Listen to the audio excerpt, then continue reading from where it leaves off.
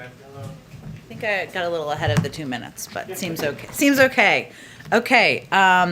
One item for all of you at the top. The unemployment data released this morning show us reaching the lowest level of new claims since the beginning of the pandemic, and the moving average has been cut by more than a third since President Biden took office just 4 months ago. We know the policies the president has enacted are making a difference. Today's 4-week average of 505,000 new claims is down from 752,000 the week the American Rescue Plan was signed, and badly needed economic relief started getting out of the door to families and communities around the country. Who doesn't love a chart? So here's a little chart of the weekly unemployment claims just to show you all the trend. These numbers can be volatile, so we caution against reading too much into any single report, and obviously we're looking at trend lines over time, but the trend is clear. In addition to declining unemployment insurance claims over the president's first 3 months in office, the economy has created an average of 500,000 new jobs a month, 8 times more than the average of the 3 months prior. And this is a direct result of President Biden's vision to build our economy from the bottom up and the middle out. With that, Darlene, why don't we kick it off? Thanks, Jen. So on the Middle East, yesterday the White House said the president had spoken to the Prime Minister, called for a significant de-escalation. The Prime Minister, in turn, said he was going to push forward with the operation in Gaza. So the question is, where does that leave the president and the administration today? Also, what happened yesterday say about his level of influence with the Prime Minister?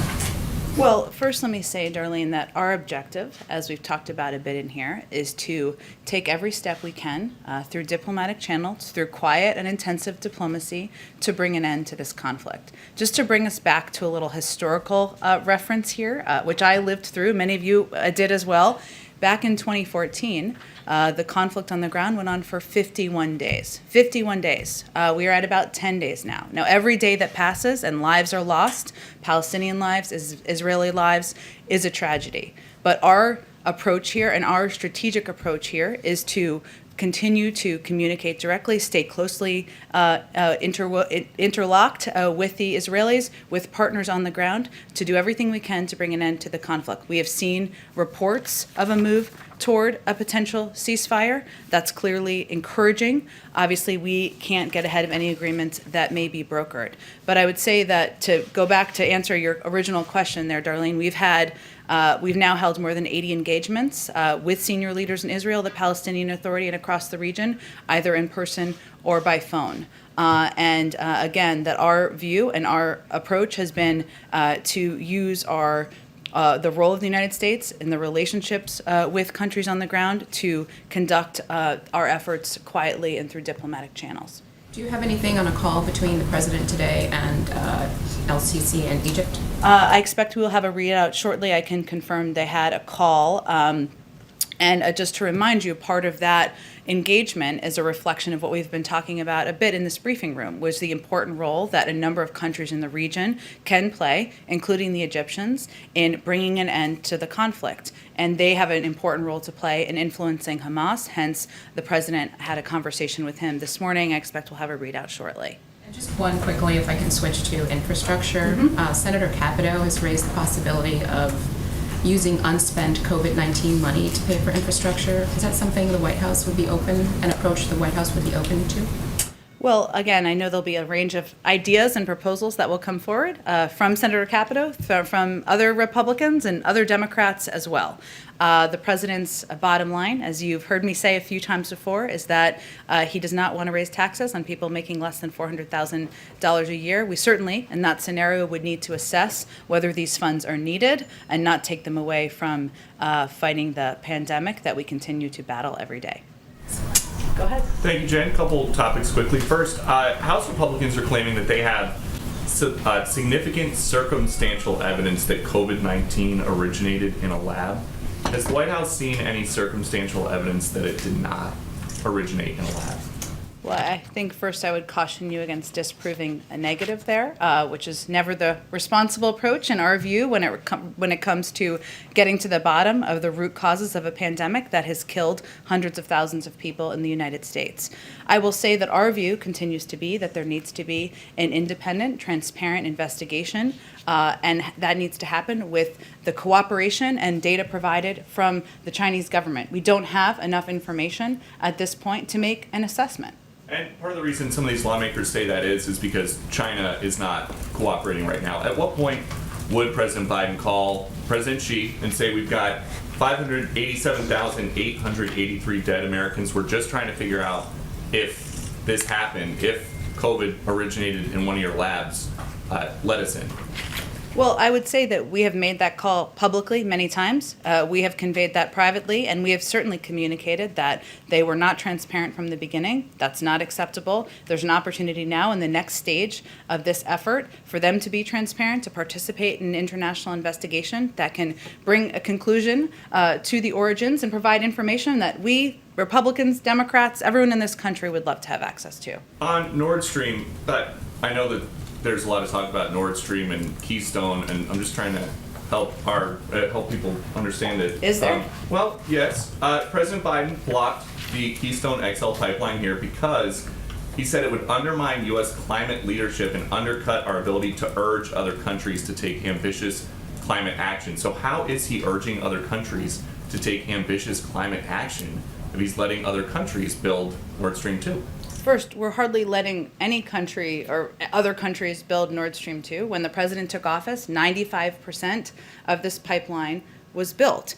We've continued to convey that we believe it's a bad idea, a bad plan, and we have also put in place and taken actions over the last several days to make that clear, in large part because our view is that it's a Russian geopolitical project that threatens European energy security and that of Ukraine and in the east and eastern flank NATO allies and partners. Hence, there's a geopolitical concern about this pipeline, and we've taken steps over the last several days to make that clear. So a lot of concerns, and it seemed like there was the ability by the U.S. government to sanction some officials to stop the project at like 95%, but you're not doing it. And I'm just In what way we're going to be able to stop a project in another country that's had been built 95%? Make it more difficult with the sanctions on some of these officials involved. Well, we have imposed sanctions on 4 Russian entities, 4 Russian vessels that engaged in sanctionable activities. We've also imposed sanctions on 9 vessels belonging to the Russian government. This is the largest number of entities listed under this act to date. So we have certainly taken significant steps, and we've also made clear in public and private channels our opposition to this plan. And then quickly on Israel, progressives in the House and Senate are hoping to block $735 million worth of weapons to Israel. Would the president ever go along with that? Well, let me first say that the State Department oversees arms sales and any confirmation of those specific details or notifications that may have gone to Congress.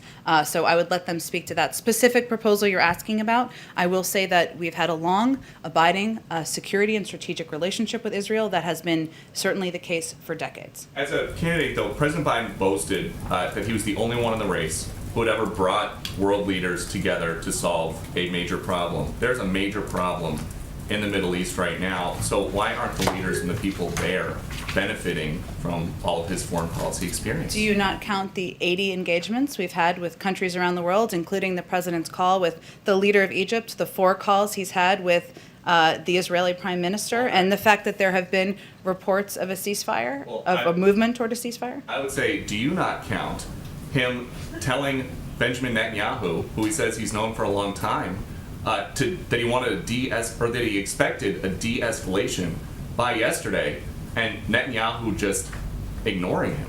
Well, first of all, I would say that we are continuing to work toward that, and that we have believed that they are in a position to start winding their operations down. And certainly that is what we've been conveying, and that is what we expect to happen in short order. So, last one. The president says that foreign policy is something he's done his entire life. Mm-hmm. Is it working? I would say that if you look at the fact that the global community believes that America is back, has a seat at the table, that we're going to continue to lead in the efforts to get the climate crisis under control, to lead in the efforts in engagement around the world, certainly bringing about an end to this conflict, but also moving toward diplomacy in as it relates to North Korea, and moving toward a place where the United States returns to the place of being a leader in global forum, as we hope to be at NATO. I would say we're certainly working on changing the tide of the last 4 years. Go ahead. There are decidedly mixed signals coming out of both the Iranians and the Europeans on the chances of a nuclear deal being struck. Can you tell us who's right? Oh, I don't know if I can. I don't know if I'm going to take assess in that exact term, in that exact phrasing. But I will tell you this: we remain engaged as a party in these discussions. Obviously, our discussions, as you know from following this, are through indirect talks through the Europeans. We continue to believe that our efforts, as it relates to bringing an end or preventing Iran from acquiring a nuclear weapon, need to happen through diplomatic channels, and those talks and engagements are continuing. We always know from having lived through these negotiations before, there will be bumpy roads, there will be different assessments, but we're continuing to work toward progress. On South Korea, the president's seeking to tap into the U.S. vaccine supply as part of his visit. How does the White House view such requests from advanced economies like South Korea? Is there a higher bar? Can you give us some color on those requests? You mean, for clarification, so you mean the president of South Korea is looking to tap into our vaccine supply? We certainly expect that the leaders will discuss ways the United States can support South Korea in its fight against COVID-19, as well as how we can work together to combat the pandemic around the world. And certainly they will raise a range of issues. I know they've noted that this is one that they intend to raise, which is hence why you're asking me about it. I will say that as it relates to the vaccine supply that we've announced, we are going to be sharing with the world. We will look at that and we will make decisions, which are still ongoing, with a couple of criteria in mind: how to do it equitably, how to ensure we're reaching parts of the world that need help the most, how to do it in a way that's fair and has a regional balance. So I don't expect that assessment to be made in advance of tomorrow, but certainly we welcome the opportunity to discuss with them how we can work together to address the global pandemic. One more question on South Korea. John Kerry and others have called on South Korea to double its 2030 targets for carbon cutting emissions, saying it won't go far enough to meet the 2050 goals. Should we expect any movement on that? Should we expect South Korea to come a little bit higher on those 2030 goals as part of these talks? Well, we are working with South Korea in areas of mutual interest, and certainly climate ambition, addressing the climate crisis that's facing the global community is part of that.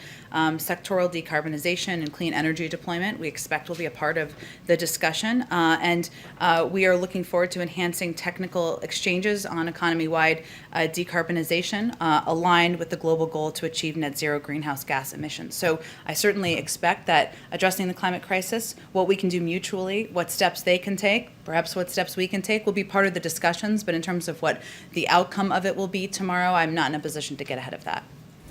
Go ahead. Thank you, Jen. Understanding that there have been more than 60 phone calls between 80. 80 between the administration and regional leaders, why is the president and vice president now reaching out to their regional counterparts beyond Prime Minister Netanyahu and Abbas? Why not make those some of the first phone calls? Well, the president spoke with Prime Minister Abbas. He spoke with him last week already.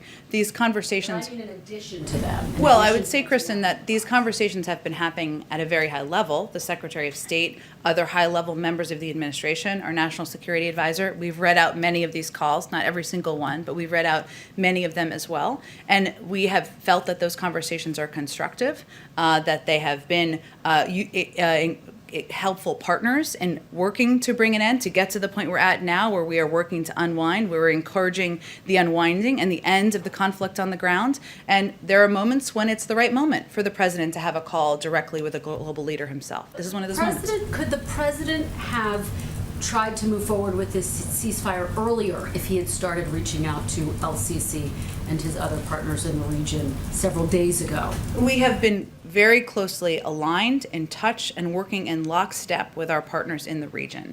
That is not required.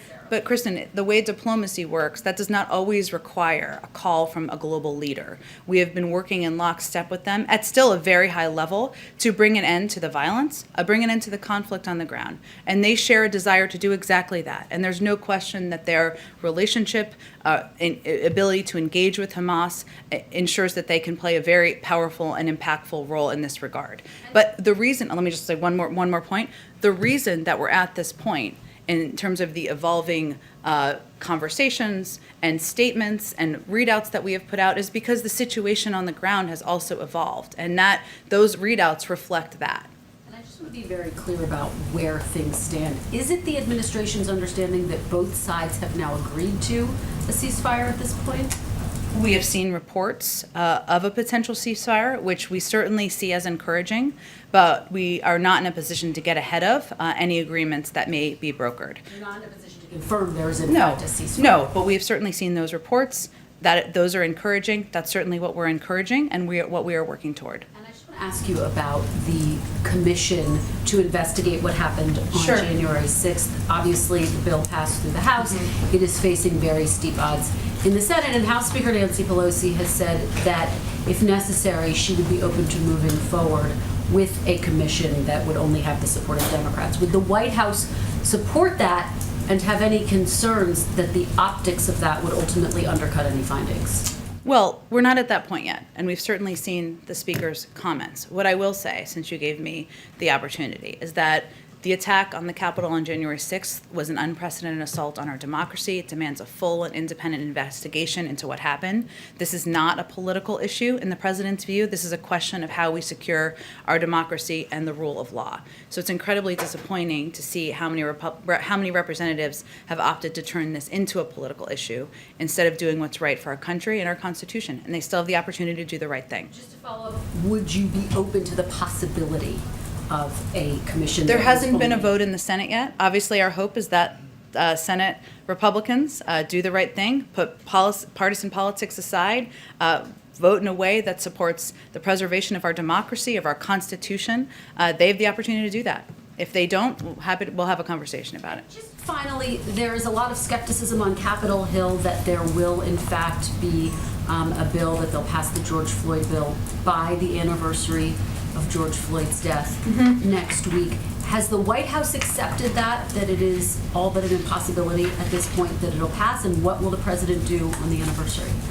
Well, I don't have anything to preview yet in terms of the president's schedule next week. We will certainly mark the anniversary as it was a moment that impacted millions of Americans and certainly the president on a personal level. I will say, Kristen, that obviously we are in close touch and we certainly defer to the expectations of the key negotiators here. And I would note that Senator Booker has indicated that there is good energy to the talks. Senator Scott has said that the key for us is to keep making progress. And we certainly support those efforts. The president talked about the George Floyd Justice and Policing Act in his joint session speech, put a marker down because he feels it's important to be bold, to be ambitious. And that's exactly what he feels we're hopefully working toward.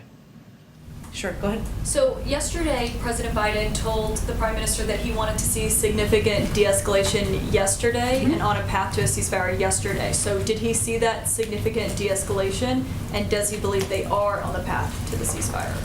Well, Caitlin, I would say we're not going to give a day-by-day grade here of the efforts, but I will say that our objective is to continue to push and encourage all parties on the ground. Israel, of course, the president has spoken to Prime Minister Netanyahu, as you know, 4 times, more than any other world leader, and to start winding their operations down. We have seen reports of a potential ceasefire. That is certainly encouraging. And we believe that they are at the point where they certainly should be positioned to bring an end to this conflict. But again, as I started off conveying, we're also in a place where we want to bring this to an end as quickly as possible. That is clearly our objective. But we are only on about 10 or 11 here. When we look back at 2014, that was about 51 days, and we're going to continue to press behind the scenes, press through intensive quiet diplomacy to bring an end to the conflict. I was just wondering, because he did set the deadline of significant de-escalation yesterday, so I'm just wondering if they met that mark to his liking. Again, I'm not going to give a public evaluation from the president of day-by-day actions. What I can tell you is that we are continuing to work behind the scenes through these 80 engagements with senior officials to advocate for, to convey that they should be in a position now to start winding their operations down, and that is what we are hopeful to see. Okay, and what are the national security reasons for waiving the sanctions on the company and the CEO behind Nord Stream 2? Well, I know we made this announcement from the State Department just yesterday, and they certainly spoke to this from their end. We also put in place a number of sanctions, as you know, on Russian officials and Russians who were engaged in this in the building of Nord Stream 2 to send a clear message that we think that this is a bad deal, that it is a geopolitical plan that we feel puts our Eastern Flank NATO allies and partners and Ukraine at risk. So that is why we put those in place. But what's the reason for waiving the sanctions? We certainly have an important, vital relationship with leaders in Germany, and we make a range of decisions through a range of global factors. Okay, and my last question, about 15 days ago, I think, Michael Fanone, who is a DC Metropolitan Police officer who was there on January the 6th, was beaten, tased, they stole his badge, suffered a lot of trauma. He says that he still is living through. He says he sent you a letter about 15 days ago talking about the emotional anxiety that he still struggles with on a daily basis and saying it's time to fully recognize the actions of the officers on that day. So I was just wondering if the White House has a response to him. I'm happy to check on the status of the letter. Obviously, the president's view is that there are a number of officers who lost their lives, paid a tremendous sacrifice on a day that will be a stain on our democracy for many years to come, and certainly many who survived. This will be a long-lasting trauma. I'd have to check on the letter and the status of that. Okay, thank you. Thanks, Jen. You've said a couple times that you believe that the Israelis are in a position to start winding their operations down, and that's what the administration expects to happen in short order. Have the Israelis conveyed that they are going to wind down operations, and can you define short order? What type of timeline are you looking for? Well, I will let them convey what they feel they've accomplished. Our views, we believe the Israelis have achieved significant military objectives that they laid out to achieve in relation to protecting their people and to responding to the thousands of rocket attacks from Hamas. And so that's why, in part, that we feel they are in a position to start winding their operation down. We continue to believe that they have a right to defend themselves, but this is where we see, again, our evolution of what the readouts that we're sending, of what we're conveying, what the president's conveying directly to the prime minister, is also a reflection of what we're seeing on the ground and what our officials who are working in close and lockstep with both Israeli officials, Palestinians, others are also seeing on the ground. So it's a reflection of all of that. But in terms of their assessment of that, I will certainly leave that to them. And obviously our objective is to work toward a ceasefire. So there has not been a message from the Israelis to the administration that they are going to I'm not wind going down. to read out their messages from them. They can do that. I can read out what we are conveying to them. Why is the president not publicly calling for an immediate ceasefire rather than a path to a ceasefire? The de-escalation, not right now, stop this. What is the thinking behind that? I think the president's been clear. He wants to see a wind down of this, of the violence, an end to the violence, and a winding of their operations down as quickly as possible and lead to a ceasefire as quickly as possible. So I don't think he's attempting to mince words there and what he hopes the outcome to be. And are there any consequences if Israel does not show progress toward that de-escalation, toward the path to a ceasefire? Our focus is on getting to a path to a ceasefire and bringing an end to the violence, to the suffering of the Israeli people, the Palestinian people, many people in the region. So I'm not going to get ahead of that to predict consequences. Go ahead. Oh, go ahead, Jenny. Sorry, go ahead. On infrastructure, Senator Capito said that she expects a counteroffer from the White House tomorrow. Can you confirm this is the deadline? Is there a deadline for tomorrow to make a counteroffer? We do expect. We had constructive conversations at a staff level on Tuesday on the Hill with Senator Capito, other ranking members, with Steve Burchetti and Louisa Terrell, Secretary Buttigieg, Secretary Raimondo, and we expect those conversations to continue tomorrow. Okay. And then on another piece of legislation on the Hill that I know is a priority of yours, the Endless Frontier Act. Obviously, you guys care a lot about Yeah. semiconductors. It seems like the negotiations have hit a couple hiccups, which, is kind of normal. But at what point is the White House getting involved in smoothing this over? Because I know, this was supposed to go on a faster track than your infrastructure proposal. Are you guys involved at all through your Ledger Affairs team, or do you leave this all to Senator Schumer? We're absolutely involved. We're strong supporters of the Endless Frontiers Act, as was evidenced by the statement of administration policy we put out earlier this week, and we are hopeful and looking forward to signing it into law. Are you behind the scenes pushing to resolve the hiccups that are currently holding up the Our bill? legislative team is closely involved with members and with their staff on moving it forward. And then one last one, also on infrastructure. If you can lay out what the White House and the President himself is doing to urge congressional Democrats to support his proposed tax increases. I'm sorry, say that one more time?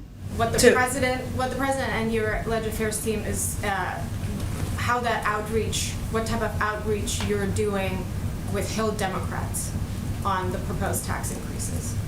Well, I would say the vast majority of Hill Democrats support raising taxes on the highest income and also on corporations, as do the vast majority of Americans. So I would flip that question around, and really the question we're posing out there is, if you don't want to pay for these proposals, these historic investments in infrastructure, these investments in ensuring that we are making our workforce more competitive and rebuilding roads, rails, and bridges around the country, investing in broadband, if you don't want to do it by raising taxes on the top 1%, going back to the tax rates of President George W. Bush, raising them on corporations, many of whom never didn't pay any taxes in the last few years, what's your alternative? That's really the question we're asking. Most people in the country and in the Democratic caucus support raising taxes on the highest income and on corporations. Go ahead. Thanks, Jen. On infrastructure, given that there were staff level talks earlier in the week, can you say whether, just give us an idea if the ball's been moved forward? Has there been any, movement on maybe the pay for? You just, talked about the importance of the president's proposal and asking Republicans to submit their own. Did they do that? Is there, how constructive was this, and how much did the ball move from where it had been prior to Tuesday? I wish there was a daily ball moving monitor. You guys would probably love that too. It doesn't always work that way, as you know, with these negotiations and discussions with members and their staff. Our team felt they were constructive conversations. There obviously needs to be follow-up, as we fully expected, because negotiations and compromise require many conversations, sometimes back and forth proposals. We expect those to continue tomorrow, those discussions, and we're looking forward to that. But I'm not going to be evaluating kind of the percentage of progress after each meeting. Do you expect the talks with Republicans to continue beyond tomorrow? There are some Democrats on the We'll Hill see. talking about it's time to just move on. Look, the president's view and the view of senior members of this administration is that he was elected. The American people expect him to work with members of both parties, to attempt to work with members of both parties to get business done on their behalf. And he's doing exactly that. So we're looking forward to constructive conversations tomorrow. We'll have to evaluate how those go and what the next step is. But I'm not going to get ahead of the conversations tomorrow. Just ask you one on the 1-6 commission and that hangs in, Sure. in the balance in the Senate. You said just a few minutes ago that this is a matter of preserving our democracy. If it's that important, is this an issue where the president is going to be lobbying members, picking up the phone, calling Republicans, and perhaps speaking to the country, using the bully pulpit to push lawmakers on this, or is he going to sort of save those calls for other issues? Well, he's made clear what his view is on the mark on our democracy that was January 6th. And he's conveyed that clearly publicly on numerous occasions. I don't think there's any secret about where he stands on the commission. We also put out a statement of administration policy on this as well, just a couple of days ago. And certainly, as he's having discussions with members, if appropriate, he raises a number of issues. But I think it was important for us to convey where we stand in our view that this is an issue, a commission, that shouldn't be viewed through a partisan lens. And we don't think the American people view it that way either. Go ahead. Jen, thanks. The Texas governor yesterday signed an abortion law that bans the procedure at 6 weeks. Yeah. What specifically is the White House looking to do? What specific steps will the White House take to try and protect abortion access? Well, first, as you noted, but for others who haven't followed this as closely, this is the most restrictive measure yet in the nation and the most restrictive a recent assault on women's fundamental rights under Roe v. Wade. And critical rights continue to come under withering and extreme attack around the country. The President and Vice President are devoted to ensuring that every American has access to health care. Now more than ever, he continues to support the robust agenda he put forward during the campaign to protect women's fundamental rights, including by codifying Roe v. Wade. Obviously, there are some actions that will be through legal processes and through the courts. Those are decisions for the Department of Justice and others to make, but certainly the President supports and believes we should codify Roe v. Wade, and that is his view, regardless of these backward-looking steps that are being taken by states in the country. And Jen, both Pfizer and Moderna CEOs are saying COVID boosters could be needed as early as September. How is the administration preparing for that in terms of contracts with companies? What would that mean for efforts to send shots overseas? Sure. Well, first, we would wait for the FDA to certainly make that official recommendation to the American public. I will say that when we purchased such a large quantity of supply and doses, we were also factoring in a range of contingencies, and that includes that potential. We don't know if that will be what the FDA concludes, but we plan for that. And in addition to the supply that we've already ordered, we're going to be focused on continuing to work with manufacturers to increase supply globally, of course, through our own manufacturing facilities, and we'll continue to build from the supply we've already ordered. One more really quickly. Last week, 25 members of Congress sent the President a letter asking him to appoint a special envoy to Northern Ireland. Wondering if he has any plans to do that, and if so, what the timing would be. We did see that letter. Certainly, that decision and recommendation would probably be made by the State Department in terms of what is needed on the ground. So I don't have any personnel announcements to convey or a timeline for that. Go ahead. Hi, thanks.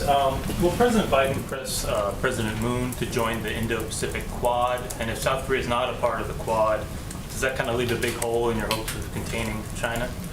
Well, the Quad has 4 members, so not to be too mathematical about it, but I would say that that already exist. I would say that South Korea is an incredibly important partner to the United States, hence the President is having one of his first bilats in person with the President of South Korea, and I think that sends a clear message. Now, in terms of working with South Korea to address regional security issues or strategic issues in the region, certainly there'll be an opportunity to talk about that. We expect that North Korea will be a central topic of the discussion, of course, tomorrow, but they also will discuss climate. They will also discuss economic partnership. They will also discuss China. And those will all be a part of this bilateral conversation and meeting tomorrow. But in terms of like a full-fledged membership, I know you'd have to rename it. Is that going to come up? Is the president going to push for that?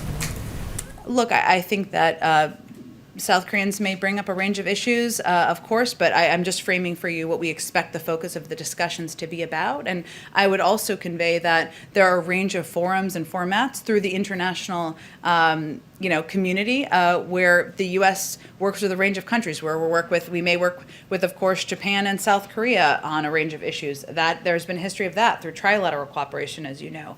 There are a range of international organizations that we are a part of, and South Korea is also a part of. So I don't have anything to predict or anticipate in terms of a change in membership of the Quad, but I would just note that the fact that they are here tomorrow, that it's a full bilateral program, makes clear the importance of that strategic relationship. Has President Biden ruled out the possibility of face-to-face meeting with Kim Jong-un of the North? I mean, is that even a possibility? I don't expect that to be top on his agenda. And just one quick one on taxes. Do you have any fears that the new IRS enforcement plan might create some political blowback, some wariness in the public, just the idea, oh, the tax man's coming, I might face an audit? What should people know about that? Well, I think it's one of the reasons that we want to be absolutely clear that what additional enforcement from the IRS would be focused on are people who are not paying their fair share. That is not hardworking middle-class Americans who are, working hard, paying taxes, putting food on the table. there are a range of other entities that are less likely to pay their fair share of taxes. So we will be, continue to be absolutely clear about that. Lower middle class Americans are, for the most part across the board, compliant with their tax obligations. But there are cases where corporations are not paying their fair share and they're able to play by their own rules, paying half or less than what they owe. And, that's really what the focus is. Go ahead in the back. Thank you, Jen. On taxes again, the president has called on the wealthy to pay their fair share. I'm wondering if the president would like to see reforms to the way that S corporations are treated, given that the Obama administration said that those corporate structures could sometimes be used as loopholes, and yet President Biden, between 2017 and 2020, used an S corporation, according to his tax returns and reporting in Bloomberg, to avoid paying nearly $500,000 in self-employment taxes. Well, I will say first that he received no income from Celtic Capri in 2020, which is the S Corp, and it's dormant, and it will not be engaging in any business other than to receive potential royalties, which would relate to books he has already written. And of course, as you know, you only know about this because the president released his tax returns, which has long been historic precedent, even if it wasn't over the last several years. In terms of additional tax reform proposals, I don't have any to announce for you today. I would note that the president paid a higher rate than most high-income individuals and most corporations around the country. Very good. And then another one with regards to the question of what's happening currently in the Middle East. I know that you touched on, the Iran nuclear deal, but, there was reporting earlier that the leader of the Iranian Revolutionary Guard said that the rocket attacks from Palestine hitting Israel was a sign of, quote, a new Palestine. I'm wondering if that type of rhetoric coming out of Iran has any effect on the president's eagerness to rejoin the treaty, the Iran nuclear agreement, and sort of if there is any interplay between those two spheres. Well, I think it's important to be very clear. Iran they're bad actors, and they're bad actors in the region, and that is very clear. That is our position. However, we believe, the president believes, that it is in the best interest of the United States and in the best interest of countries in the region to have more visibility into Iran's nuclear capabilities and to prevent them from acquiring a nuclear weapon. Could I ask you one more on the Colonial Pipeline? Yes. Has the president been briefed on any intelligence suggesting that the dark side hacking group, which claimed responsibility, operates under the indirect supervision of any Russian intelligence services? Is there any relationship that we have seen? I think the president was clear last week in what the intelligence assessment is about the Russian government's involvement or knowledge of the hacking. At the same time, they are a criminal entity that is on Russian soil, and therefore they have a responsibility. Thank you, Jeff. Sure, go ahead. Hi. I just wanted to go back to Israel really quick. So yesterday, Congresswoman Ocasio-Cortez accused Israel of using American weapons to target media outlets, schools, hospitals, other sites. The other day, Congresswoman Omar called the Israeli Prime Minister an ethno-nationalist. I know you've talked about the White House's message to Democrats, but does the president specifically denounce these comments? I think we have a responsibility here to speak about this as the issue that it is, which is a conflict that is killing people in a region, and our efforts to bring that to an end. The president doesn't see this through the prism of domestic politics. He sees this through the prism of what role the United States can play as a leader in the global community to engage in quiet, intensive diplomacy to bring an end to the suffering and the tragedy on the ground. And just to follow up on that, so of course this isn't just a domestic issue, but there is infighting between Democrats, and one of President Biden's big messages is unity. So what is being done to unify his own party on this issue, and how is this infighting not hurting that message of unity? Well, here's where there is agreement. We all want to see an end to the conflict on the ground. We all want to see an end to the suffering for Palestinian people, for the Israeli people. There's a disagreement on tactics. There's a disagreement on some aspects of how we engage. But we all agree that we want to end the suffering, and that is certainly a unifying message. Go ahead in the back. Thanks, Jen. I want to pick up on a couple things that my colleagues have asked, infrastructure and taxes. Sure. First, though, on infrastructure. Has any progress been made? I know you say that the conversations have been constructive, the talks are going to keep on going, but has any progress been made through the lens of the White House? Well, here's what's progress. We have Democrats and Republicans, the ranking members of a range of important committees in the Senate, having discussions with members of our senior White House team, a Democratic administration, about an agreement that we need to invest in our nation's infrastructure. Are we on the same page on every component of how it should be paid for or on the numbers? No. Do we know it will have a successful outcome? No, we don't know that yet, because this is democracy in action. This is compromise. This is negotiations. And it looks foreign because we haven't seen this in some time, but it's ongoing. So we're not going to give a day-by-day grade. It's not particularly constructive to do that. What's the bigger challenge at this point, the top line figure or the pay for? The top line figure or the pay for? Yeah, what's a bigger lift at this point from your Look, I think I'm not going to rank order them, but I will say that it's not been a secret that the largest area of disagreement is pay-fors. And obviously, if you have a higher top-line number, you need more pay-fors. Doesn't require a mathematician for that. And then on taxes, with the guidelines that the Treasury Department put out today as it relates to the IRS. Yeah. What is the argument that you would make that the inflows and outflows of someone's account should be monitored by the IRS? And since the Treasury Department says those who make under $400,000 aren't going to be audited any more than they have been in the past, essentially, are you creating a two-tier audit system? Those who make more than $400,000 and those who make less? Well, I would say that lower and middle income Americans who are working hard, getting their paychecks, are not typically the issue at hand here. And what the tax compliance report conveyed today is that, or confirmed today, I should say, is that it's past time to reform our broken tax system, that teachers, firefighters, nurses, and other hardworking Americans, they report their income, they pay required taxes. Wealthiest Americans and corporations, because they often operate under different tax systems, it already is a system that is living in two Americas, they are able to pay lower tax rates. That's not fair. That's basically what the president is conveying. I guess what would you say to the person who does well, pays their taxes, and just doesn't want the government seeing the outflows and inflows they pay by the book, and they say, hey, I don't think this is right?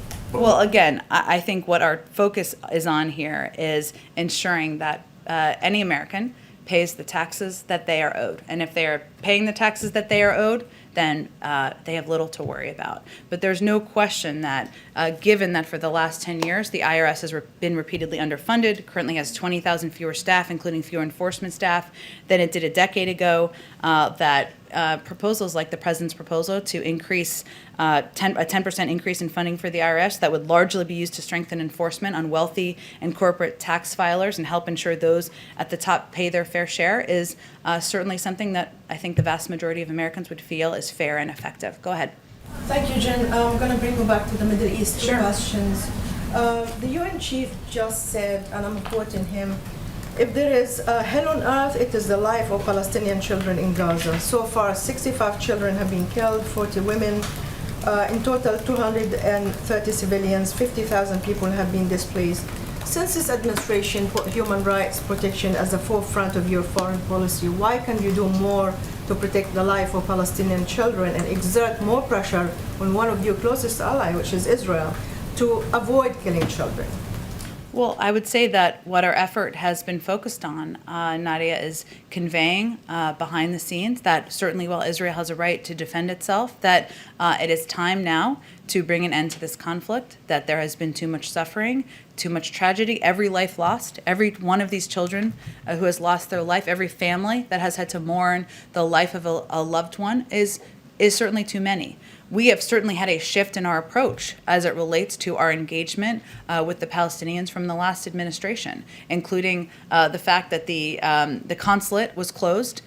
They had ended assistance to UNRWA and during the last administration, and they did not have that open line of communication engagement. They'd also ended humanitarian assistance and security assistance to the Palestinians, which we have resumed. So we have certainly taken a different approach, and we believe our role here can be playing a role behind the scenes conveying that it's time to bring an end to the conflict. And on Iran, talks from Vienna is indicating that by next round, Iran might come into compliance and the U.S. might lift the sanction.